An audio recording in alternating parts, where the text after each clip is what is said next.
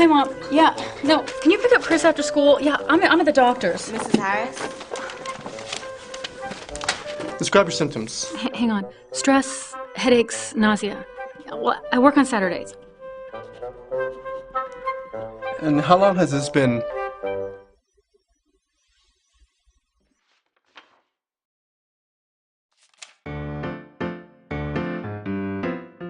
Equanimity.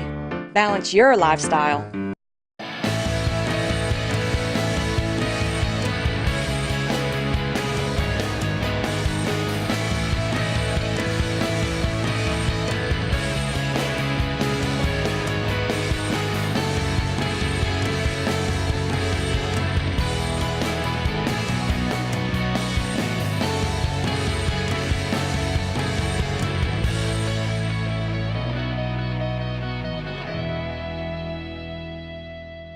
Good day. How are you? Super fantastic. Sitting here on the Yakima River, doing some barbecue.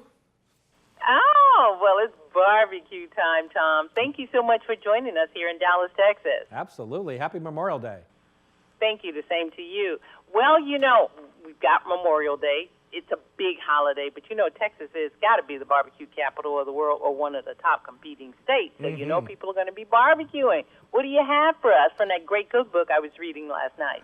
Well, I have all sorts of things for you. You know, in Seattle, we barbecue and drink wine at the same time. I'm not sure what you drink in Texas while you barbecue, but I like to drink. They drink beer in Texas. Oh, well, we're going to have to work on that.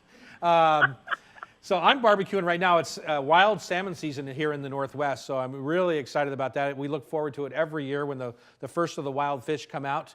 So I've got some wild king salmon from the Columbia River, which is just 20 minutes to the south of me here. And then, of course, it's asparagus time. Washington State is well known for its asparagus crop. And I'm pairing that with a little Royka Riesling because I have a lemon and olive oil finish on my salmon and asparagus. So that sweetness of the Riesling is the perfect combination with the real lemony salmon. We're also you and I are on the same path. Yeah, I love exactly. barbecue and wine. Exactly. And you know, the perfect way to get salmon cooked perfectly on your grill is to get a little digital thermometer and just stick it right into the fish, into the center. Don't guess if it's done, know if it's done. And that thermometer at 120 degrees, it'll be perfect every time. Okay, so you say cook, excuse me, I'm sorry to interrupt. You say cook salmon on the grill. Do you have to have a pan or foil? How do you cook it? No, you just cook it. You know, managing your grill is key. So you have hot spots and cool spots, right? So I like to find kind of a medium cool spot for the fish, and I put it right down, the meat right down on the grill, and just a little bit of olive oil, and then let it sit. If you mess with it, you're going to tear it all up, and it's not going to look pretty. But you can see on my fish, I've got this nice caramelization right on the top of it here, and it's really just an awesome finish to the fish, but it's also done on medium so that I don't get it, you know, when you cook it too hard, it'll get fishy tasting. Unlike steak, you know, steak you want to cook really hard, right? You want to hard sear the hottest part of your grill. And that's all about being a good grill cook, is recognizing what part of your grill is the hot part and the cool part. And so with that, I'm going to pair, you know, steak is very earthy. This is a flat iron, so it's real red.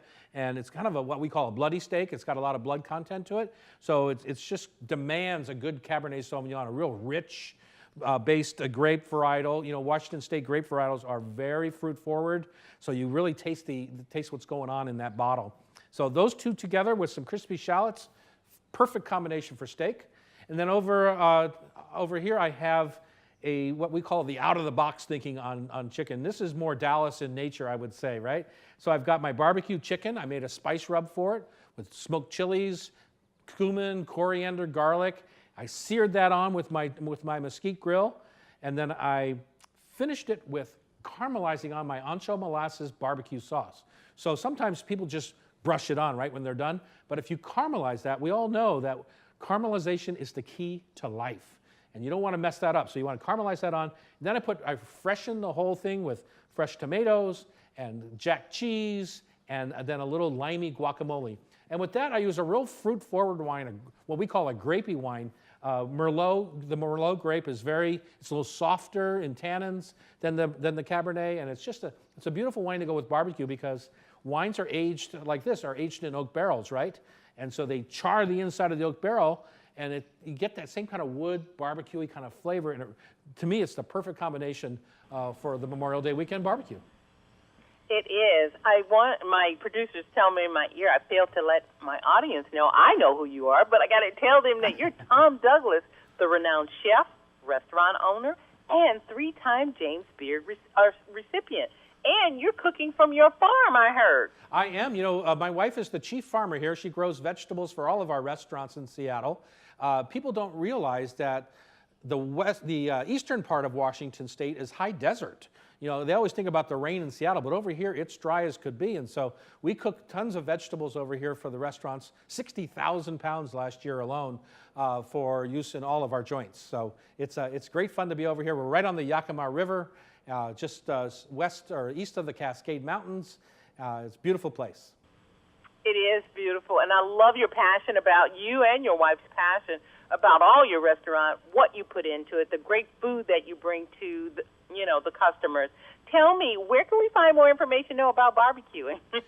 Well, Cole's Newcastle, I think they call that when I'm telling Dallas how to barbecue, but I've been in that barbecue belt a few times there in Lockhart in that area, so good queue down there. If you want more information about how I barbecue, it's tomdouglas.com.